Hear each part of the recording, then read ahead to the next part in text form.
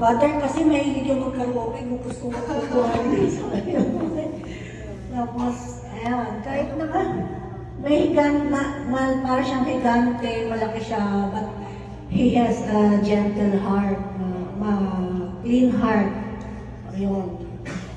Siya yung tao na wala kang maririnig na chismis, wala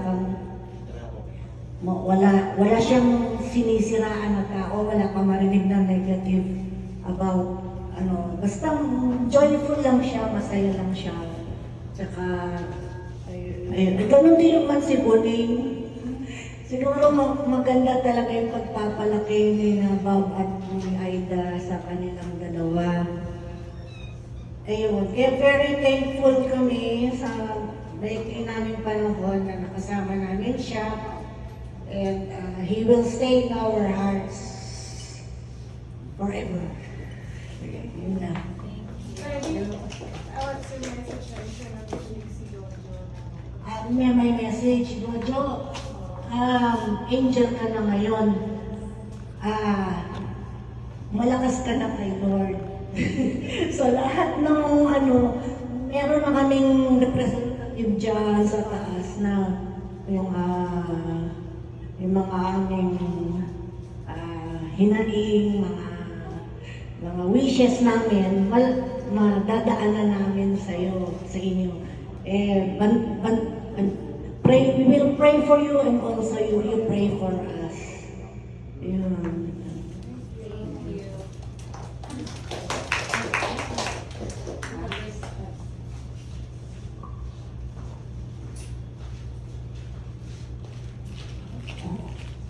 Hi, good afternoon. Ang sasabihin ko, ngayon ko na ito siguro sasabihin ngayon lang ito, no? Si Kuya Jojo, consider ko talaga na parang big brother ko, kuya, na parang kapatid.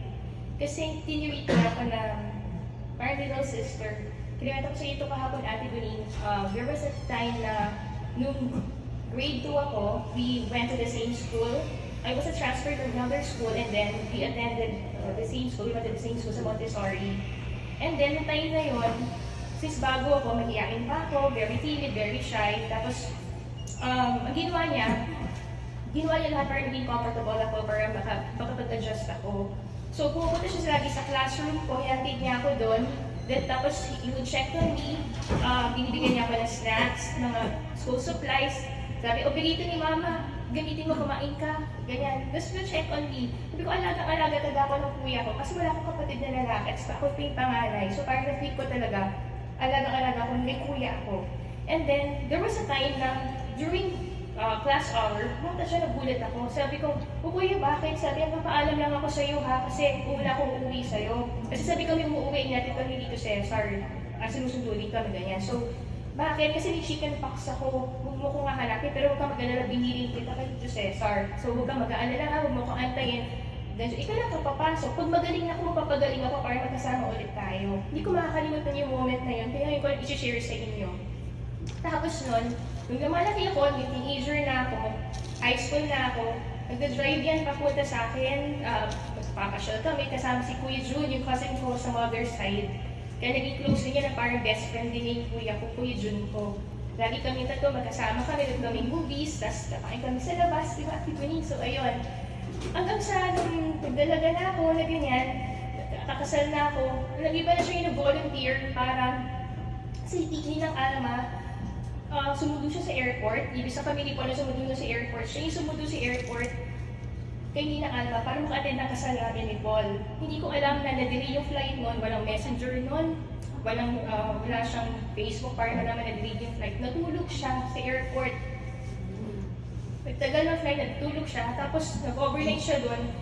Nagulat ako sa sobrang, kasi yung magiging sasakyan na dala niya noon, nauntog siya. Nakita ko, kuya, ba't nagganyak? Kasi nauntog ako, ganyan, bumibukol siya dito. Sabi ko, kuya, ako kasi dapat yung nagsundo Sabi, hindi ba para sa inyo yan ni Paul, para makapagpahinga na kayo.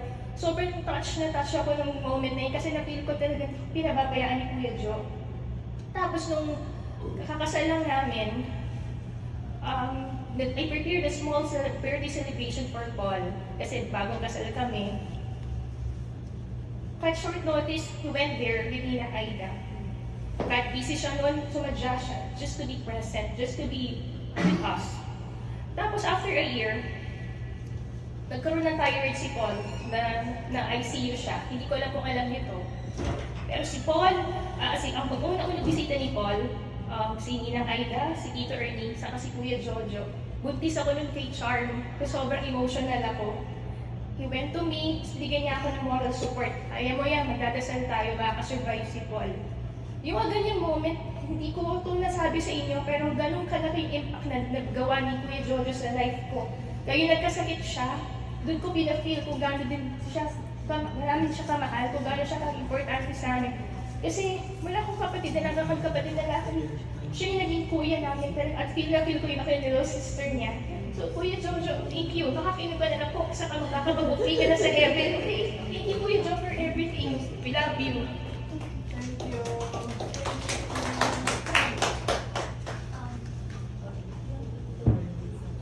Okay, we're gonna play Tito Arnold's message for Tito Jo. Yeah. Ay, okay, sorry, hindi ko pala ready. But, no.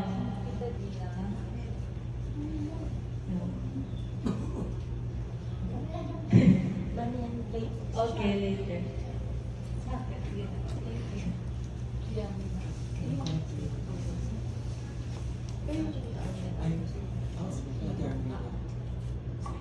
Good afternoon. Gusto ko lang i-share yung isang quote ng famous poet na we do not remember exactly what the person says to us. Hindi natin naaalala yung exact words na sinasabi ng tao sa atin. We do not remember what exactly the person did to you, but we would always remember how we felt with that person. Kung ano yung pinadama sa atin ng tao. So, I'm sure na alam nyo na pagkasama natin si Kuya Jojo, lagi tayong masaya. Pagkasama natin, happy tayo lagi kasi lagi siyang may nakakatawang hirit or nakakatawang ginagawa, ganyan. Tapos masayahin lang siya. So, yun yung lagi natin maalala sa kanya. Yun yung lagi maalala natin pinadaman niya sa atin. That's one of the things that na-amaze ako kay Kuya Jojo kasi yung hindi siya hesitant i-express yung affection niya sa lahat. Nung bata ako, lagi ko siyang nakitang kinikis si Lola, si Lolo, si Tito Erning, binubuhat niya si Tito Erning. Kaya nagpo-protest na si Tito Erning, pero nakatawa si Tito Erning. Tapos si Tito Oka, lagi din yung sobrang lambing niya.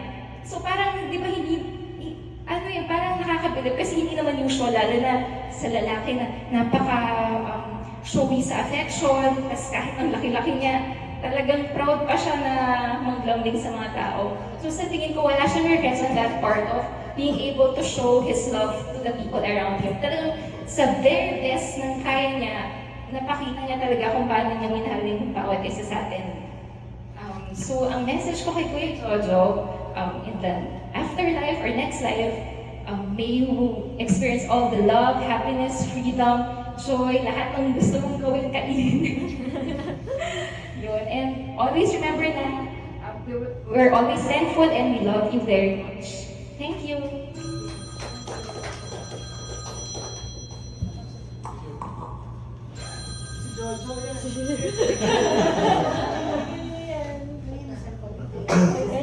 Ayusin ko na yung echo. Balance yan. Hello, hello. Hello, hello. Okay, buksan mo lang. Hello, yan.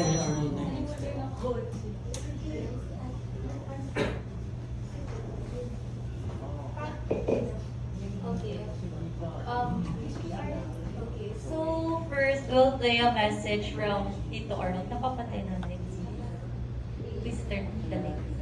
Ay. Yeah, okay, that's okay. Thanks, Patrick. Sige lahat. Thank you, Patrick. Okay, this is from Tito Arnold. Hi everyone, my name is Arnold, and for those who doesn't know me, I'm Jojo's first cousin. And I've known Jojo since childhood. We have fond memories, childhood memories, priceless memories.